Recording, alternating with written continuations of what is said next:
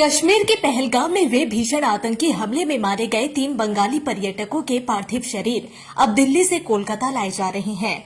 इस घटना ने पूरे राज्य को शोक में डुबो दिया है। मृतकों के परिवारों में मातम पसरा हुआ है और पूरे बंगाल में गुस्से और दुख का माहौल है। मारे गए तीनों लोगों की पहचान हो चुकी है। इनमें शामिल है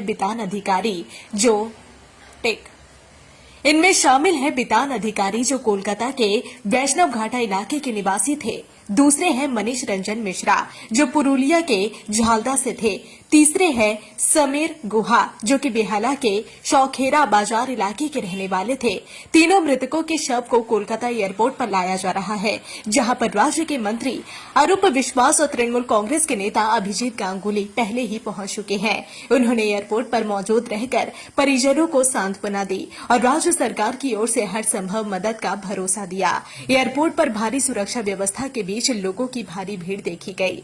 स्थानीय लोग, समाज सेवी और राजनीतिक प्रतिनिधि भी वहां पहुंचकर श्रद्धांजलि देने की तैयारी में लगे हैं। सरकार की ओर से इन शहीदों के अंतिम संस्कार और परिजनों की मदद को लेकर विशेष प्रबंध किए जा रहे हैं। वहीं इस हमले के बाद देश भर में सुरक्षा व्यवस्था को लेकर चिंता बढ़ गई है।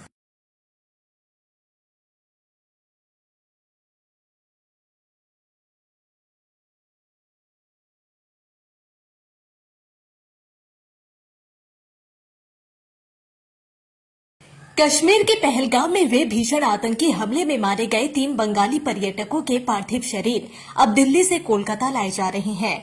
इस घटना ने पूरे राज्य को शोक में डुबो दिया है। मृतकों के परिवारों में मातम पसरा हुआ है और पूरे बंगाल में गुस्से और दुख का माहौल है। मारे गए तीनों लोगों की पहचान हो चुकी है। इनमें शामिल है बितान अधिकारी जो कोलकाता के वैष्णव घाटा इलाके के निवासी थे।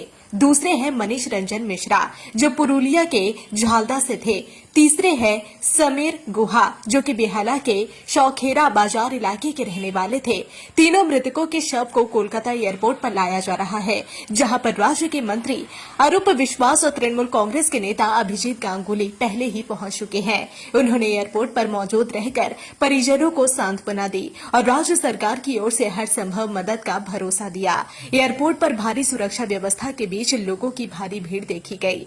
स्थानीय लोग, समाज सेवी और राजनीतिक प्रतिनिधि भी वहां पहुंचकर श्रद्धांजलि देने की तैयारी में लगे हैं। सरकार की ओर से इन शहीदों के अंतिम संस्कार और परिजनों की मदद को लेकर विशेष प्रबंध किए जा रहे हैं। वहीं इस हमले के बाद देश भर में सुरक्षा व्यवस्था को लेकर चिंता बढ़ गई है।